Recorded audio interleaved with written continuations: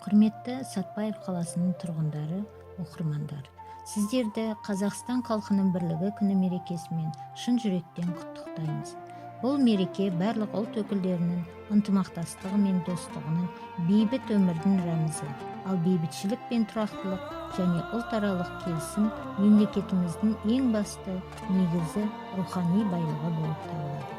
Құрметті жерлестер, сіздерге шынайы көңілмен бақыт береке, ашық аспан, елімізді өркендету жолындағы еңбектеріңізге мол табыс, отбасыларыңызға аманшылық пен шаттық тілейміз. Бірлігіміз жарасып, еліміз тыныш болып, бейбіт өмірде күн кешейік достар. Мамырдың бірі достық күні, ән салып билеген халықтың үні, тұтасып тойлаған ұлттар, керемет мереке мамырдың бірі. Әр алуан тірлікпен әлемде жатыр мыңда бел, айнымас достық бірліктің аймағын көрсең мұнда кел. Мерекелеріңіз құтты болсын, жерлестер.